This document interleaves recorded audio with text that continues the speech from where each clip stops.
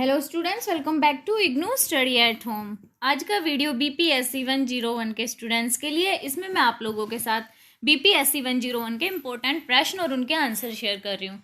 इस वीडियो में हम जो आपका दिसंबर 2022 में पेपर हुआ था उसका प्रश्न संख्या 6 है, उसके आंसर मैं आप लोगों के साथ शेयर करूँगी। इसमें प्रश्न संख्या 6 के 2 भाग हैं, भाग क और ख। इनमें आपको टिप्पणी लिखने को बोला गया है। तो पहले आपको जीन फ्रांसवा लियोटार्ड के बारे में लिखना है। तो पहले हम इसी का आंसर देखेंगे। फ्रांसीसी राजनीतिक, दार्शनिक व सांस्कृतिक समालोचक जॉन फ्रांसवा लियोटार्ड उत्तर आधुनिक दर्शन के सबसे प्रभावशाली व्यक्तित्वों में से एक थे। यानी कि जो जीन फ्रांसवा लियोटार्ड थे वो उत्तर आधुनिक दर्शन के प्रमुख व्यक्तित्व थे। इन्होंने एक बुक लिखी थी, उसका नाम था the post modern condition a report on knowledge. ये इन्होंने बुक लिखी थी। इस बुक को उत्तर आधुनिकतावाद की बाइबल भी माना जाता है। यानी कि हमें जो जीन फ्रांसवा है इनका कितना महत्वपूर्ण योगदान है वो इस चीज से देख सकते हैं कि उन्होंने जो बुक लिखी थी उसको उत्तर आधुनिकतावाद की बाइबल के समान माना जाता है। उन्होंने डैनियल बेल और एलेन तुरेन द्वारा एक उत्तर औद्योगिक समाज में उस समाज के जो मौलिक परिवर्तन है उनके विश्लेषण का अनुमोदन किया था, जिसमें उत्पादन का प्रधान बल ज्ञान होता है, और इसी का प्रयोग उन्होंने उत्तर आधुनिकता की व्याख्या के लिए भी किया था। जीन फ्रांसवा ने कहा था कि हमारी काय चालन परिकल्पना यह है कि जो ही समाज उस युग में प्रवेश करते हैं जिसे उत्तर आधुनिक युग के नाम से जाना जाता है, और संस्कृतियां उस युग में प्रवेश करती हैं जिसे उत्तर आधुनिक युग के नाम से जाना जाता है, तो ज्ञान की स्थिति में परिवर्तन हो जाता है। लियोटार्ड का तर्क है कि उत्तर आधुनिक काल में ज्ञान एक व्यापार की वस्तु बन गया, यानी ज्ञान को एक व्यापार की तरह लोग इस्तेमाल करने लग गए हैं, जो उत्तर जीवन, समृद्धि व मुनाफा कमाने का एक महत्वपूर्ण साधन है। वे लिखते हैं कि ज्ञान का उत्पादन इसलिए किया जाता है, वह किया जाएगा ताकि उसे फिर बेचा जा सके, या उसका उपभोग इसलिए किया जाता है या किया जाएगा कि नए उत्पादन में उसका मूल्यवर्धन किया जा सके। दोनों ही स्थितियों में विनिमय ही लक्ष्य है।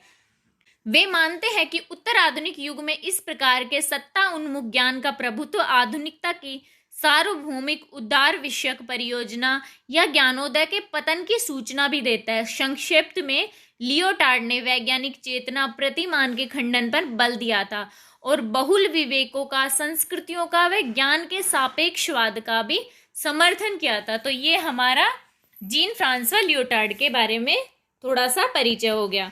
अभी हमें भाग ख में पूछा गया प्रतिक्रियात्मक और वास्तविक लोकतंत्र में क्या अंतर है।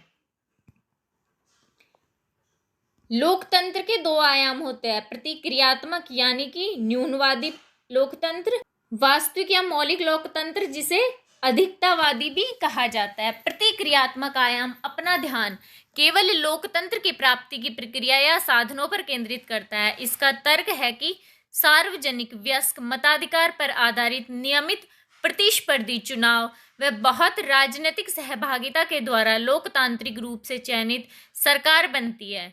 प्रक्रियात्मक लोकतंत्र का जोर इस बात पर है कि कैसे एक लोकतांत्रिक सरकार का चुनाव करें, न कि स्वतंत्रता व आजादी पर।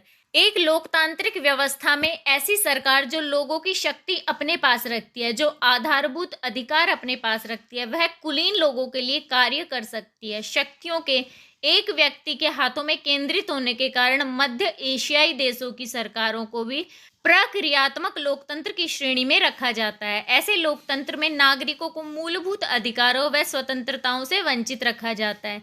इसी के विपरीत वास्तविक जो लोकतंत्र है प्रक्रियात्मक लोकतंत्र की कमी को दूर करने का प्रयास करता है। इसका यह मानना होता है कि जो सामाजिक और आर्थिक असमानता है लोकतांत्रिक प्रक्रिया में जन सहभागिता में बाधा हो सकती है। वास्तविक लोकतंत्र शासन करने के बजाय वास्तविक अर्थों में अपना ध्यान सामाजिक समानता जैसे परिणामों पर केंद्रित करता है।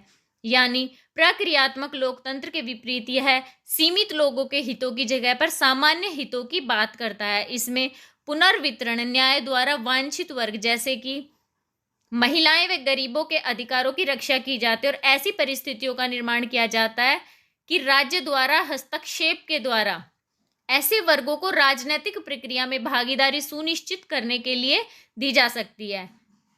स्कैम्पेटर का विश्वास है कि लोकतंत्र की ऐसी संकल्पना जो कि समानता के महत्वाकांक्षी स्वरूप को अपना लक्ष्य मानती है वह खतरनाक है।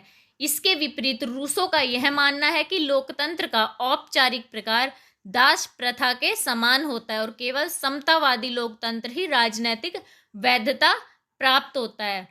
तो यहाँ पे ये दोनों जो टॉपिक है उनके आंसर हमने इस वीडियो में कवर कर लिए हैं। आई होप ये वीडियो आप लोगों के लिए यूजफुल रहा हो।